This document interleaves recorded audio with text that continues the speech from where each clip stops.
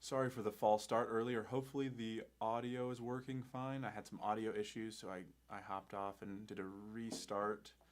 So if you're on here, let me know if the audio is seems to be okay.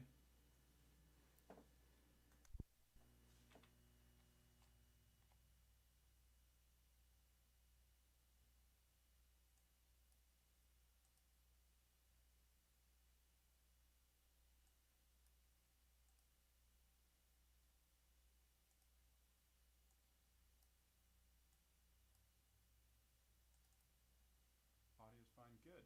Good. Glad it's fine. Just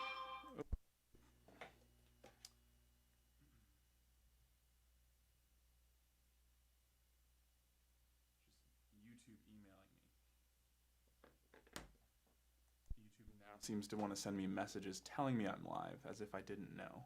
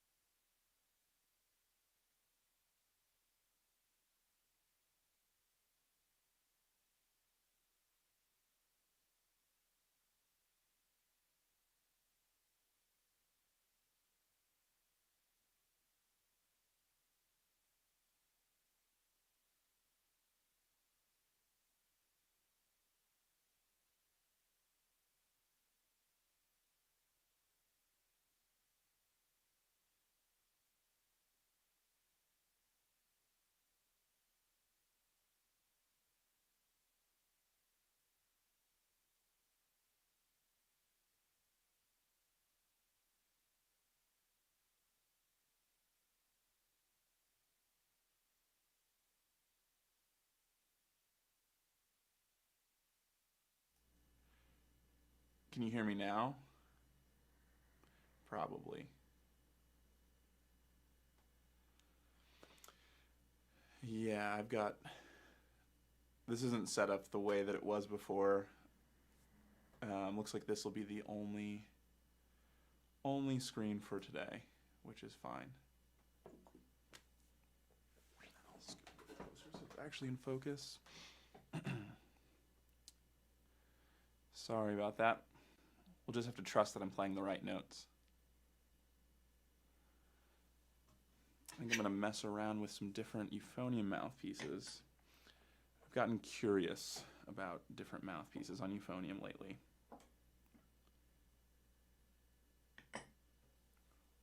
I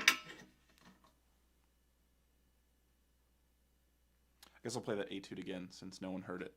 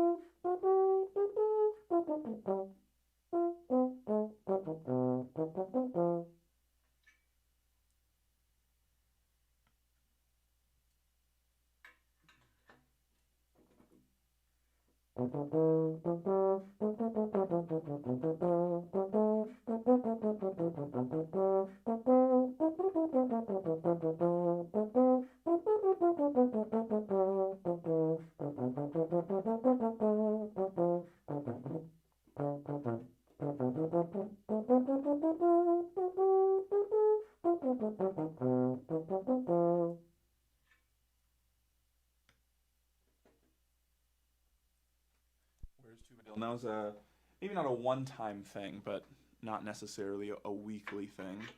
I've been thinking about having weekly guests, though. I thought that was a pretty good way to do that. So we'll see. I got to figure out some details.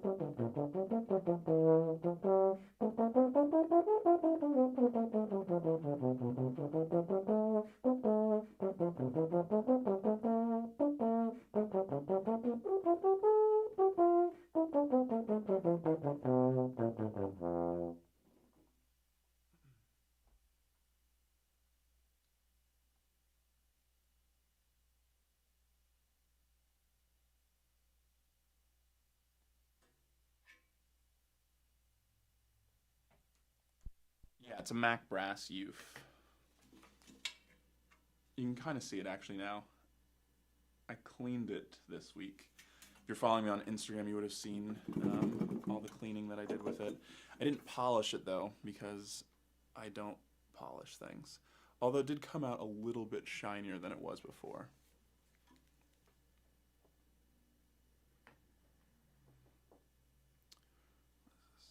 That's not what I want.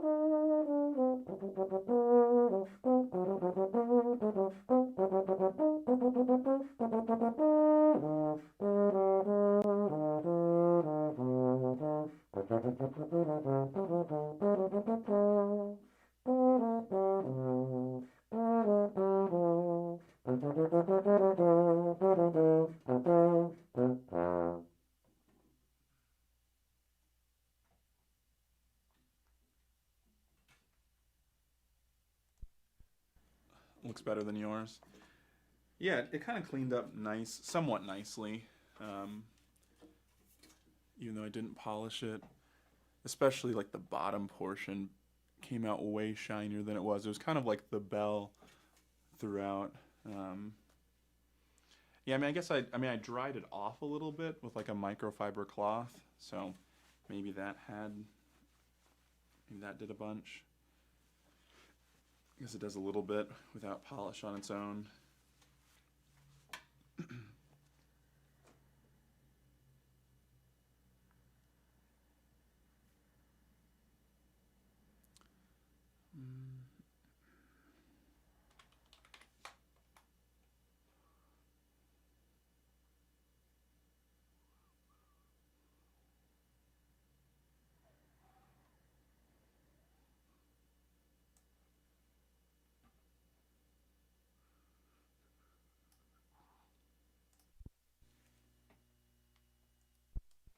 Am I selling this horn? No, at least not immediately. I'd like to get a different euphonium at some point, but yeah, it's not necessarily in the cards right now. I mean, it would be great, but I really don't need another euphonium. Um, this one's good. It works. And what I will probably replace it with will probably be about 8 times the cost. So I'm not super looking to do that at this very moment. As a developing musician, what did you struggle with the most? That implies that I'm fully developed and I have nowhere to go from here. But I'll just go back a few years, I guess. Um, there's certain things I didn't struggle with as much, and there's certain things that I definitely struggled with more. Um, especially like on trombone and euphonium, I had definitely some tone issues that I had to kind of work through. Just from, I didn't play those instruments quite as long. I didn't technically start on tuba, but that was kind of the majority of my, middle school, high school development was on tuba. So when I, started playing more euphonium and trombone, I didn't get the greatest sound. Not saying I get the greatest sound now, but it seems to be at least somewhat passable. So yeah, I think that tone was one of the big things that I struggled with. Just like everybody else, I had to work on some high range stuff, especially again on trombone and euphonium. I guess more on trombone. Once I started playing euphonium more often, it kind of took care of itself. But articulation is one of those things I still feel inadequate with. There's lots of times when I'm playing something and I hear my articulation and I'm not thrilled. So I would say I'm still developing in that aspect for sure. But yeah, I mean, I'm trying to get all of those things better still to this day. So I don't know if that totally answers your question, but hopefully that helps.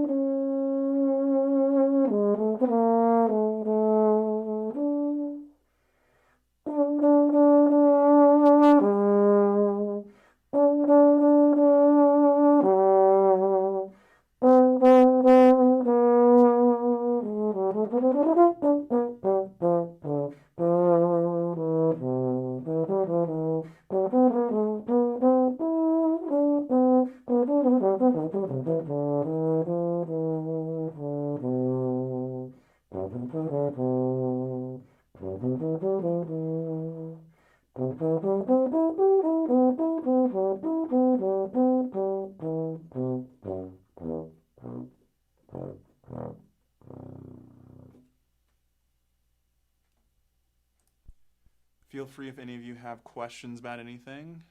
Happy to answer some questions.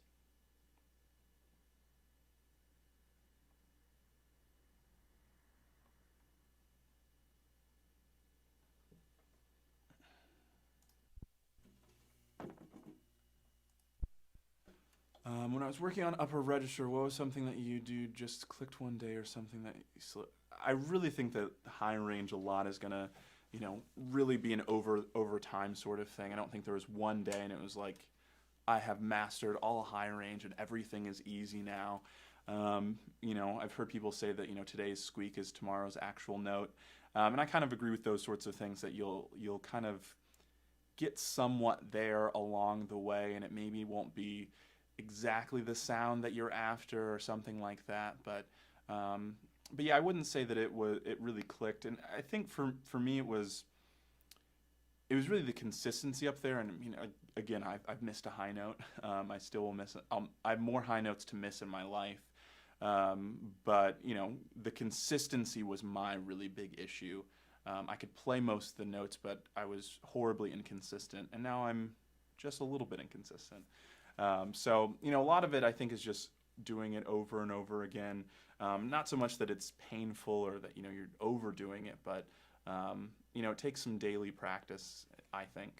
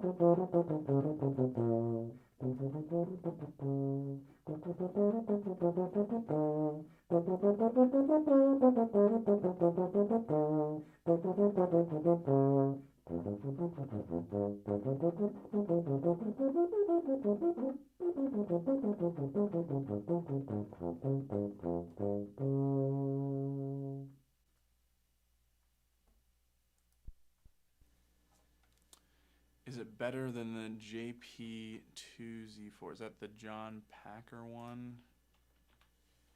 2Z4. I'm not sure that I've played that one.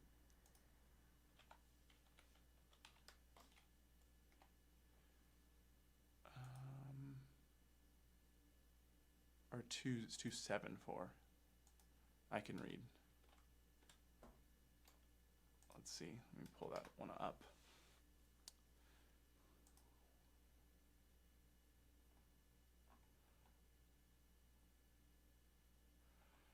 Yeah, they definitely look like similar instruments. I'm not 100% sure. I think they're made in different factories, but that could even be wrong. It could be almost the same instrument. I'm not quite sure. But I'm sure it's pretty comparable. All the John Packer stuff that I've been aware of is pretty similar to, to the stuff from Jim Bout. If it's not made in the same factory already, I'm not really sure.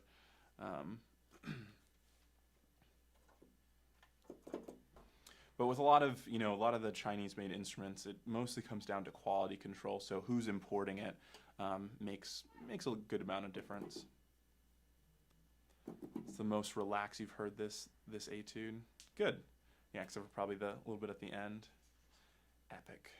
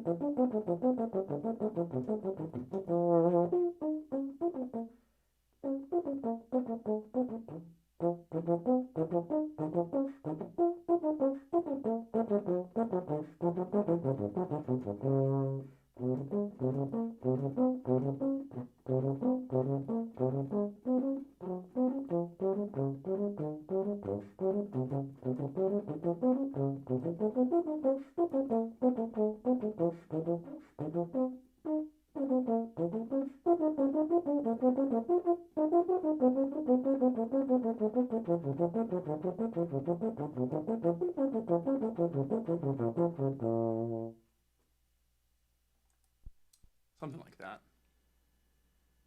If there are any trombonists in Texas, they might recognize that one.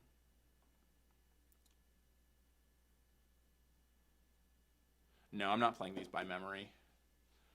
I've got a PDF. I usually put it on the screen also, but technical issues. As a junior in high school who's not comfortable with improvisation, would you think it's too late to want to go into college as a jazz studies major?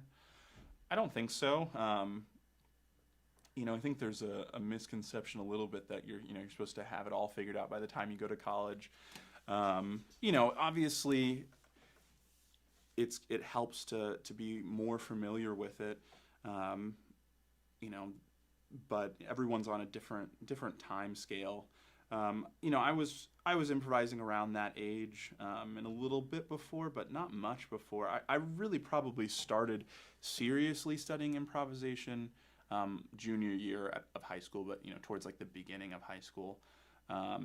And that a year before that I started trombone, and I majored in jazz trombone. So it's definitely possible, but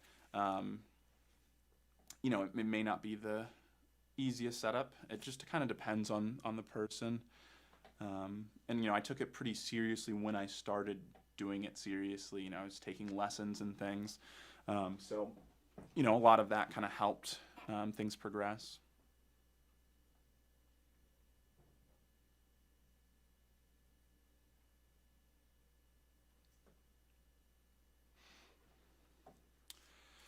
How do you prep for an audition in 2 weeks? Only asking for a friend. Kind of depends on what the audition is. Generally, 2 weeks out, in a perfect world, I would be, pretty well prepared by that point. I know that's not always the case, but yeah, that's definitely something that I I like to be a little like pretty close by 2 weeks out. But a lot of slow practice still. I don't feel like I need to go blazing fast, depending on what it is. But, you know, a lot of really controlled practice. And in general, am I practicing for something that's really important? I don't want to be making mistakes as I'm practicing because you're really just practicing in those mistakes and it's more likely for that to happen.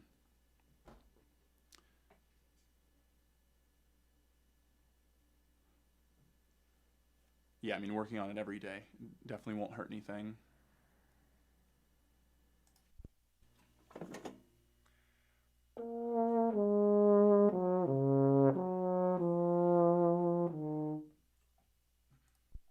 I don't really want to play that one.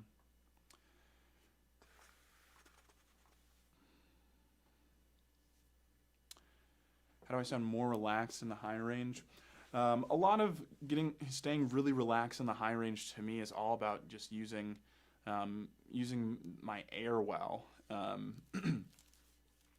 I feel like a lot of the not so great sounds in the high range is when we really try to force things, when we try to muscle things out. I try to rely on my high range to do the work for me. So if I like take a high range exercise that I might do,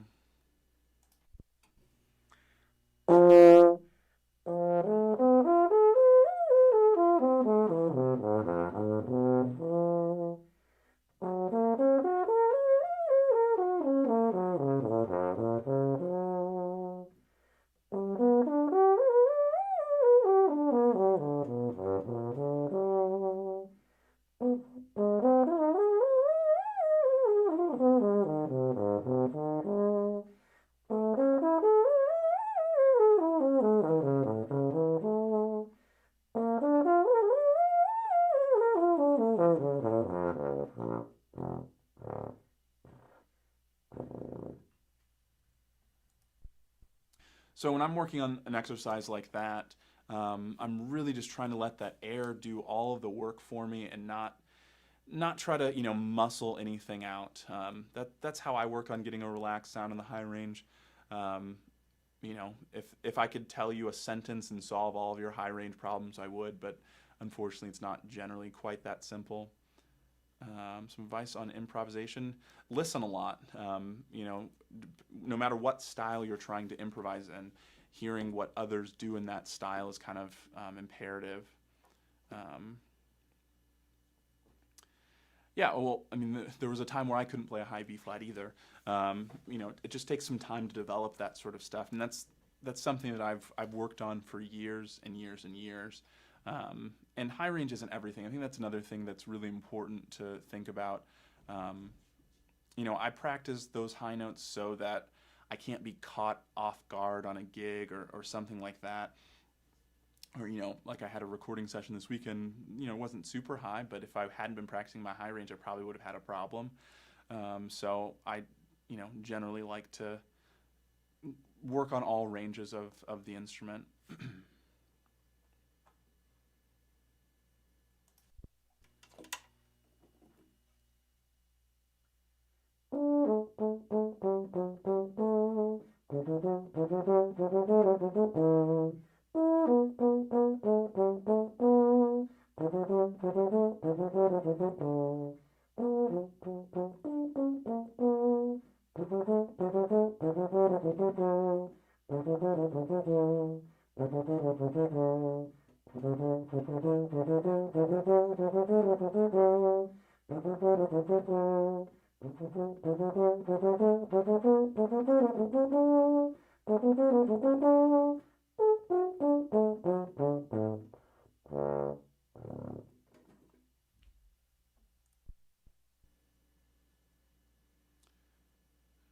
How's it going, Logan? Any favorite albums to / recordings to listen to lead trumpet? That's a good question. I haven't thought about something like that in a while. A lot of Basie is really good. It depends on what I'm after. Sometimes I want to listen to Basie for that sort of stuff. And that, to me, Basie is like where all the core style is. It's like if you can learn how to do that, you can kind of extrapolate that to pretty much anything else. And I kind of include, the Vanguard or the Thad Jones, Mel Lewis band as a kind of, an extension of all of that. The harmonies and things are a lot more modern and advanced, but it's the same fundamental thing at its core. So that's a lot of what I always listen to for that sort of style. But a lot of it, too, I think you have to hear it live. I think that's really important, which I know is an unfair thing to say at a current juncture, but I think that's how I learned a lot of, lead sort of styles, is just hearing it in person, hearing really good people do it. So to me, that's always been pretty helpful.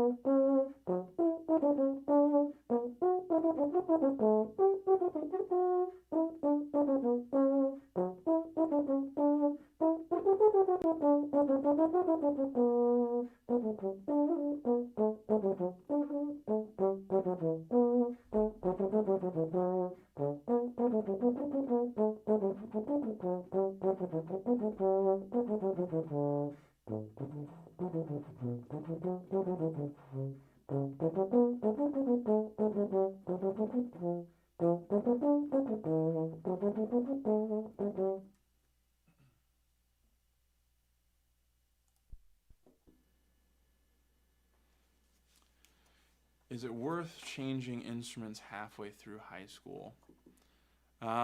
It depends. In general, that's probably not going to be the most helpful thing if you're looking to, continue in college. But also, sometimes that if it's not the right fit or it's not what you want to do, at some level, that's, if it's not what you want to do, it's not what you want to do. And fighting that is not great either. So, for me, I was playing tuba as my, only real primary instrument for a few years. And then when I was about a sophomore in high school, I wanted to play in the jazz band. So I started playing bass trombone. And the next year, everyone in the jazz band graduated. So I wanted to play lead. And I knew that I would, I was running unopposed. So I got to play lead, even though I probably shouldn't have at that time. And so I switched to tenor trombone, and then I went to college for both tuba and trombone, but it started off just as trombone. So you could say that I sort of switched to trombone at that point in time, and I was still playing tuba, but it was a complicated relationship, I'll say that. So yeah, for me it kind of worked out in the end. I was still able to go to college for the instrument that I switched to, but it might not work out that way. And also, how closely related are these instruments? If you're switching from tuba to clarinet, maybe it works out okay, maybe not. So, yeah, and I think that Zach said a good point that, switching is maybe not the way to look at it, but learning a new one, which is effectively what I did, but I didn't think about it that way. I never really thought I was totally giving up tuba, but there were times where I thought I might do that. Like all throughout high school, in band, I played tuba, and then in jazz band, I started playing trombone. And then when I went to college, I was just doing trombone for the most part, but then I added some tuba stuff. I was taking lessons, and then I ended up being a tuba major also. So, how much difference is there between bass bone and tuba? The effective range is somewhat similar, but there's definitely a world of difference. It's not like if you can play one, you're just gonna, if you're not just gonna be able to pick up one and have it mastered at the same level that you have the other instrument. when I started playing bass trombone, even though I was, pretty decent for my age probably on tuba, I sounded pretty bad on bass trombone. I struggled to get a really good sound, and, you know, learning how to do all of this is different. They're definitely not the same. They're not, it's not like you're a complete beginner necessarily, though, either. So I think for me, a lot of things transferred over, but, and now I'm able to kind of pull little things from one and from the other. But it's definitely not just like a plug and play sort of thing. Switching from tenor sax to marching snare, yeah, I mean, it can happen. And, everyone's different. Some people pick up things almost instantaneously or pretty quickly, and others, not so much. Nice job with the consistency. Are you talking about live streaming? Yeah, it almost didn't happen today because I started going live and then it wasn't working. There's some audio problems, but I restarted everything and went live again, and now we're kind of okay, although it's not set up the way I'd like to do it. I don't have all the controls that I normally do, but this is my kind of lazy audio setup where it's still using good mics and everything, but they're not routed the way I'd like to, and they're not being processed at all. But this is like what I'll do if I'm, just like on Zoom really quickly or something like that. But yeah, switching, it's a complicated thing. I know people who've done it, and it's been it was the right thing, but it was scary, You might not know till you're on the other side if it was the right move or not, unfortunately. For me, part of it was wanting to play overall a different style of music. I was really interested in playing jazz music, and that's not to say you can't do that on the tuba or anything like that, but it's harder to play in jazz band, and also none of the trombone players in my high school wanted to play in the jazz band at that time, so I kind of took the reins on it. But how do I find a good balance between work and classical jazz trombone and tenor trombone, bass trombone? Would it hurt to alternate like jazz tenor one day and symphonic bass, etc.? That's a good question. Again, it's one that doesn't have a perfect answer.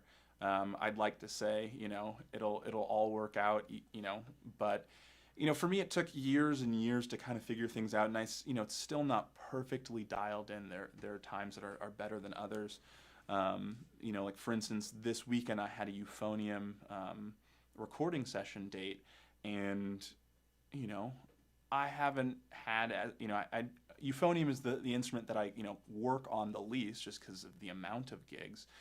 So it had been a while that I had to really play euphonium kind of in a serious context. I mean, clearly by this live stream I play a lot at home, but that's still different than in the real world. And so I knew to in the week leading up to it, because I really only knew about it a week in advance, and I was just practicing euphonium all the time. So I'm kind of better on euphonium right now than I probably had been in the last little bit. But I think it's important, especially when you're really developing, that you play all of them kind of all the time and don't leave, because things, no matter who you are, if you don't do it, you're going to get worse.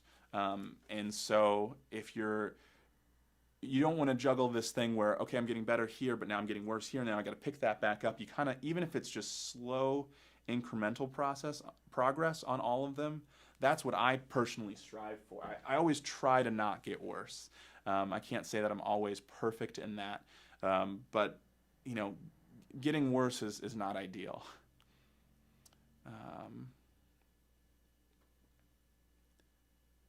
Use an Xbox 360 to live. I don't know what's going on there. Had a clarinet friend who doubled on trumpet, made second round of All-State in both. Anything's possible. Yeah, I mean, that's not the only story like that exists. And again, everybody's different. That person may pick up things really quickly.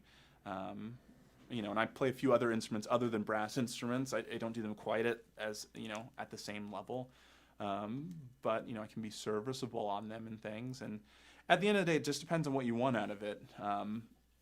there's always going to be someone who tells you that you need to have a specialty. You need to be really good at one thing, and that's all that matters. And there's definitely a point to that. And there's another person who will say that you need to be versatile. You need to be able to play any gig. There's also a point to that. And I think at the end of the day, if you're not good at least one thing, it's pretty hard. Or I'd argue probably even great in the real world. Which, what is good, what is great, what does that exactly mean? It's not quite that clear, but it's important to get good at something. Assuming that you're, I always look at it from me as a perspective of making a living doing it. So, everybody's in it for something different. If you just want to have a good time, and a good time to you is playing clarinet one day, playing trumpet the next, playing drum set the next, and you're just doing it for fun, I don't have a problem with that. I don't know that necessarily is a recipe for success for most people. It might be for one individual, but probably not for everybody. And even playing all the low brass instruments I do, I practice a lot, even today, especially when I was in school full time, I was practicing, I was playing just a ton. But I still think that I end up practicing a lot more than a lot of people that I know, just because I kind of have to maintain everything. But yeah, at the end of the day, it's all about what you want out of it, and I don't keep using the same phrase. At the end of the day, you only know if something worked or not when you're already through it. So I don't know that it's quite as simple as everybody wants it to be sometimes. But yeah, keep the questions or comments coming. I think I might do something other than euphonium. As much as I love playing euphonium.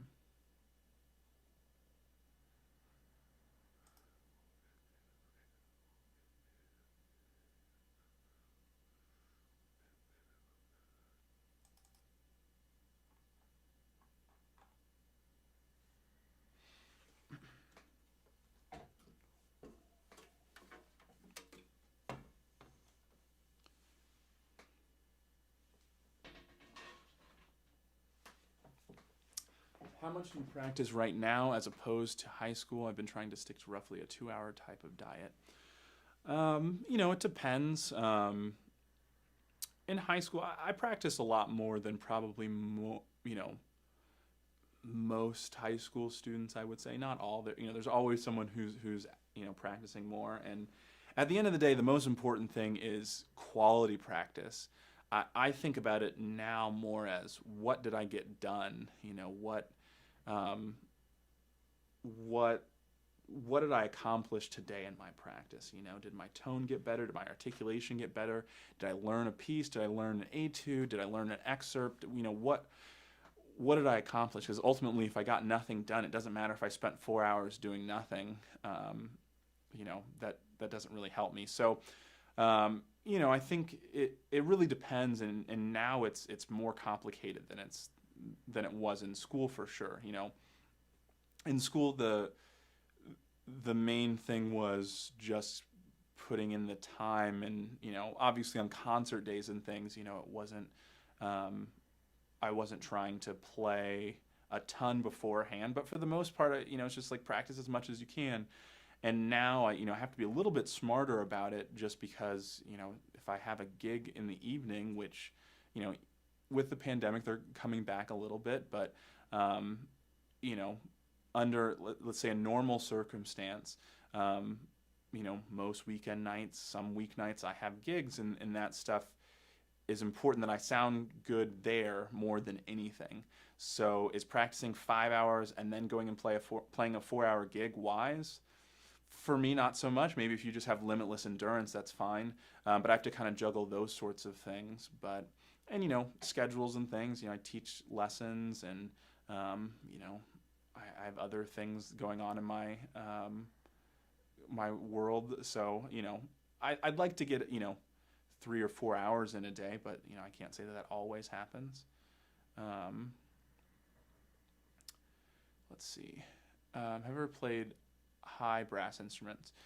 Yeah, I've dabbled. I'm not the worst trumpet player in the world, but I wouldn't call myself a professional trumpet player by any stretch. I probably am better than a handful of high school students, but there are definitely some high school students who sound better on trumpet than I do.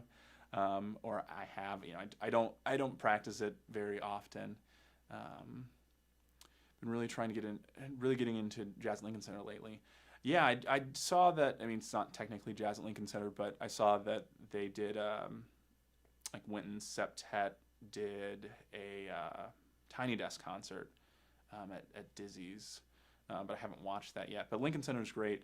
I've seen them live, and they're pretty awesome. Good top band warm-ups. I don't really know what you mean. I saw the other comment that you took away. I don't really know what you. I mean, it's about what using using Zach's idea. The diet. It's what your diet needs. It's that's like asking what's the best food, and it's like it's what you need to consume to keep on living. Yeah, I mean, I like to do a lot of lip slurs. I do a lot of lip slurs, a lot of long tones, but yeah, it's very much you have to figure out what's right for you. Have I ever played a contrabass trombone? I have. If you go on Instagram, on Low Brass U on Instagram, you can find at least a video, maybe two, of me playing contrabass trombone. It's just me dabbling on one. It's not a super serious thing. I don't own one, so that's the biggest limiting factor. But all the schools I went to always had them, and I would if I had limitless money, I would buy one. But even then, I don't know. I don't really need it. I'd really like it, but especially with those sorts of instruments, I'd really like to get a good one if I'm going to do it. Which the contrabass trombone that I'd like to get is the Tine, or one of the Tines. And those are like 16 grand or so, $16,000. So it's not an easy decision. It doesn't always make sense. There's probably always a better use of $16,000. The people who own contrabass trombones are pretty much all, opera or symphony orchestra, bass trombone players. Or studio musicians out in LA. Those are the people who really kind of, quote unquote, need them. If I had one, maybe I'd find a gig. Maybe there's one out there, but even let's say that all of the orchestras in the state of Texas that I live in, let's say all of them call me for all of their contrabass trombone work. I might not have any work in 1 year. It's there. Not everything has contrabass trombone, and the other thing is they don't always use contrabass trombone even when it calls for it, because it's not strictly necessary. There's not really anything a contrabass trombone can do that a bass trombone can't do, and that lies why there's a little bit of a disconnect of it, because honestly, with how much people practice contrabass trombone, it'll probably just sound better on bass trombone because they play that all the time. Yeah, you could buy a really nice car you can buy a new car for $16,000. So, yeah, that's. I mean, you can buy cheaper ones, but yeah, like the Wessex Contra. I played one of theirs. I think they were developing it when I played there, so I don't know if I don't think I played their most recent actual model that they're producing, but I think it's 3,500 or so. I'm not exactly sure off the top of my head. Is it lower than tuba? No, not really. So a contrabass trombone is in general, only Siths deal in absolutes, but in general, a contrabass trombone is pitched in F. That's what most modern instruments are. You'll see on the internet some double slide contrabass trombones that are in B flat, the same as B flat tuba. But in the real world, pretty much every one that I've ever seen someone play is pitched in F. So that's the same fundamental as an F tuba. So if you're thinking about a B flat tuba, it's a fifth above that instrument. So it's not lower than tuba. It can play mostly the same notes and everything. And at some point, it's how low do you really need to play? The tuba can play way lower than it technically can play way lower than we actually need it to. It can play almost a full octave off of the piano, but we don't do that. We barely even play to the bottom of the piano very often. So at some point it's splitting hairs which one is lower, because they can play plenty low enough, but technically the contrabass trombone is not lower than a tuba. But yeah, I would love to have a contrabass trombone, and the Wessex one that I tried was all right, and I've tried some other ones that have been made in that Jim Bow factory, and they're that, like the one that's on my Instagram. If you go, you have to go back a little bit, but that one is a Wessex, or no, it's not a Wessex Arts, but it's a Jim Bow, which Wessex, their instruments are made in the Jim Bow factory. I think they have their own models sometimes, but yeah, so one day I'll probably get a contrabass trombone. It's definitely one of those bucket list things. I'll probably end up getting a contrabass trombone when it doesn't make any sense, because I'm old and I have the money to do it, but I have no use case for it. But maybe I should start a GoFundMe. Just kidding. But is there much difference between a French C tuba and a euphonium? Yeah, there's a good bit difference. I mean, the French C tuba is kind of a museum piece at this point. I don't know that I quite call it a real instrument that a lot of people are playing. But they're pitched a whole step apart, and from what I know, I've only played 2 French C tubas, so I'm definitely not the expert. I know someone who is an expert. So most of what I would be saying is regurgitating things that I've heard him say. But yeah, the tuning systems are generally different. The valve systems, it's not exactly the same. There are a few different variations, but none of them are strictly just what the euphonium is. And it's generally built a little bit bigger. Like, it is designed to be more like a tuba, but it happens to be pitched higher than the euphonium. So it's kind of a confusing thing, and I think history did it right. I don't think it's an instrument that really makes a whole lot of sense, but it's kind of a fun thing. That's something that's on my list of. Again, I'd probably only buy a French C tuba if I just had absolutely limitless money, or if I got one for a really good deal, because I don't even think I would want to play it, even if I'm playing Beadlo or something.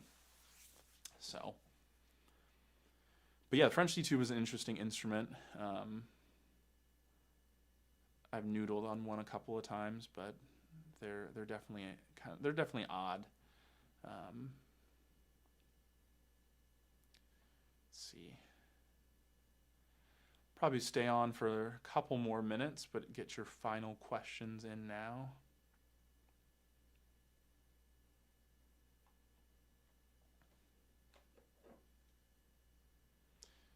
But I'm glad that the live stream ended up working today, although it was a little bit weird.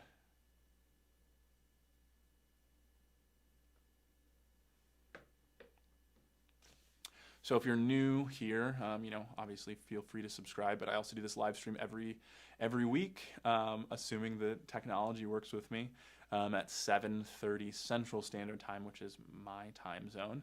Yours may be different. So I guess a better way to do it is, about an hour ago is when I generally start. Any tips on lower range on bass bone tone development? For me, the way that I've kind of worked on it with bass trombone is starting on the softer side, starting on the more relaxed side. I find that, especially with bass trombone, if you try to really force things, you're not going to make a friend. The bass trombone really, really doesn't like that. So I always try to really just kind of stay relaxed and, not get too aggressive with things. So I do a lot of low glisses. I don't want to grab my bass trombone, but things like this.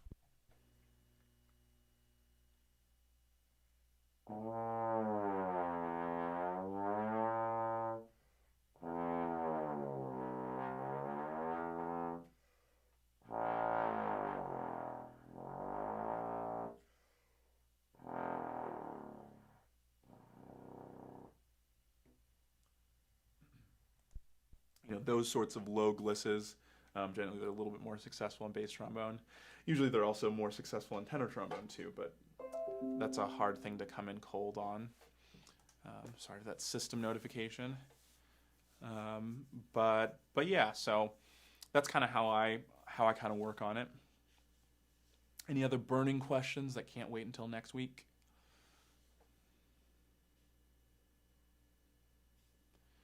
I have a few things I need to do this evening before I retire.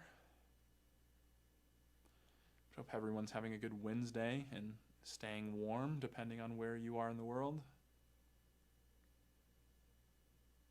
I know I'm a little bit cold today.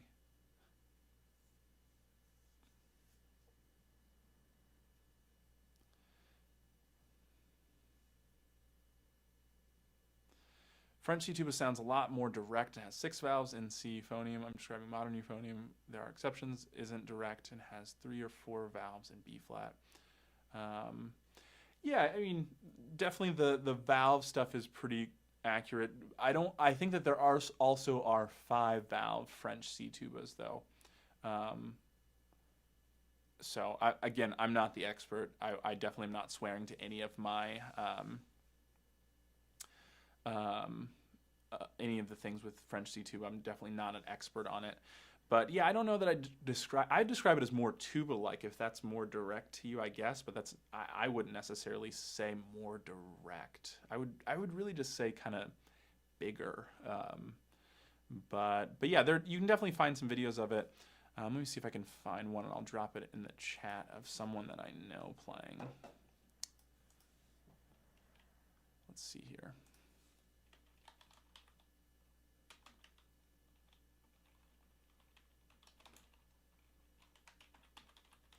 I think this video is on YouTube. It might only be on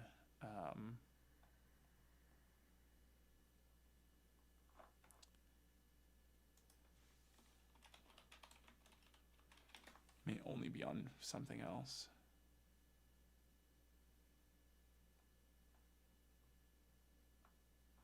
Yeah, I'm not seeing it on. It might be on there, but I'm not sure. Oh.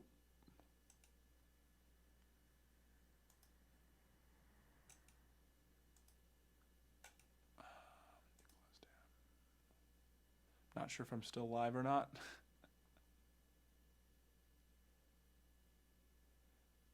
All right, I accidentally closed the tab. So maybe I was live that entire time, but seems like we're live now. Let's see here. It's been snowing for 4 days. Yeah, stay warm. You want to hear a video? Look up an old extras. Yeah.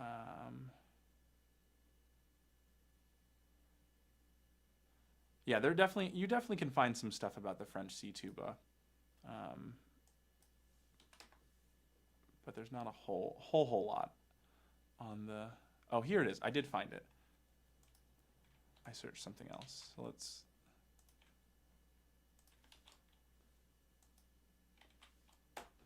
So here's a video of Karl Kleinstüber, and he plays some excerpts from pictures at an exhibition, both on his 6/4 C tuba, and then he plays them on his French C tuba as well.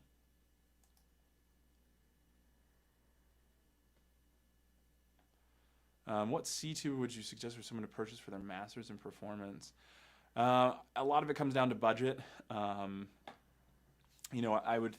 I would hope that if you're getting a master's degree in performance, that you're looking for pretty much a top tier professional instrument, but those also command top tier professional money, which is not always something that we can have access to. So it's tricky, and it also depends on what you want to do too. I think especially at that point, it starts to get it starts to get into what are you planning on doing with it. So below 9,000, so not over 9,000. But yeah, below 9,000, depending on, I would still be looking used. There are a lot of good options for under $9,000 usually. I don't have my ear to the ground right now on the used market, but I would definitely look at used horns. You know, generally speaking, a PT6 is kind of my like simple answer for a lot of people. You know, it's obviously a little bit more nuanced than that. To me, a PT6 is big enough to do anything, and it's not so big that it's awful to do a lot of things on.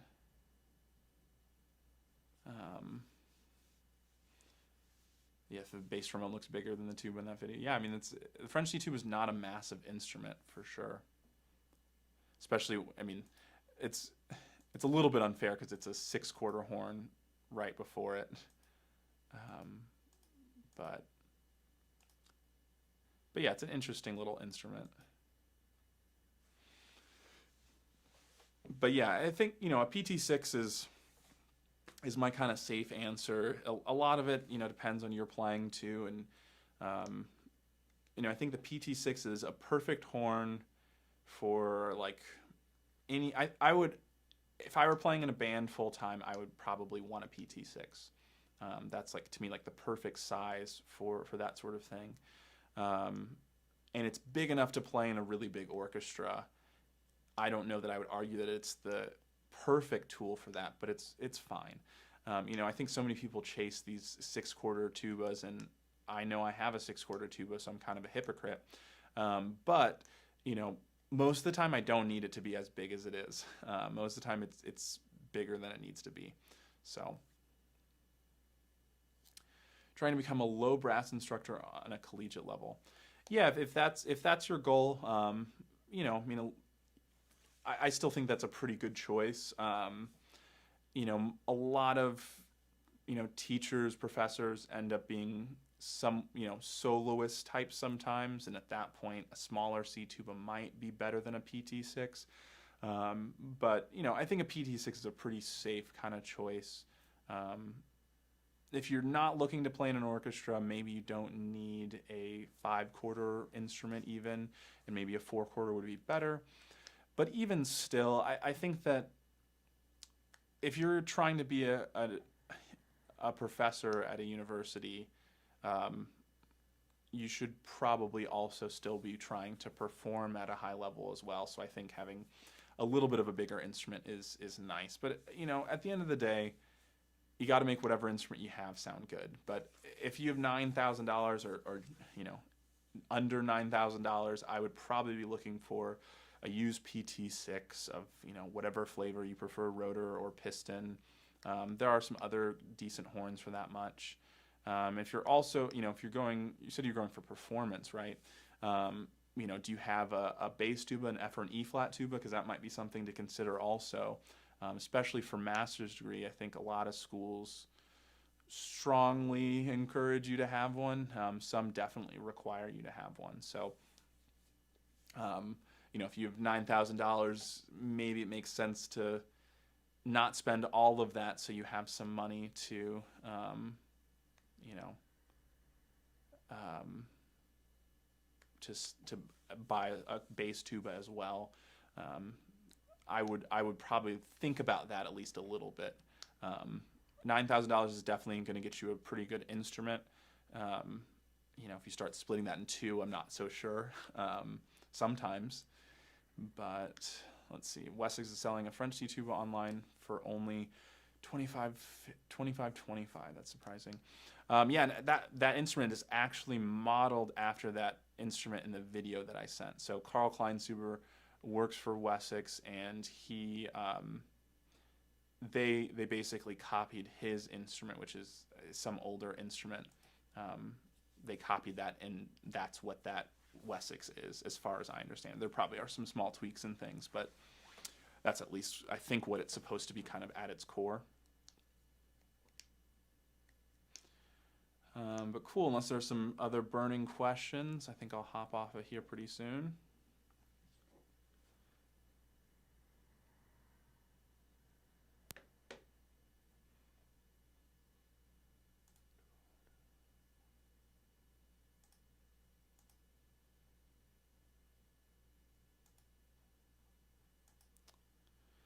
Well, thank you everyone for coming on the live stream today. It's nice to have some good questions in here. I'll do that logo one more time. All right, well, I will see everyone next week. Same place, same time. All right, have a good evening.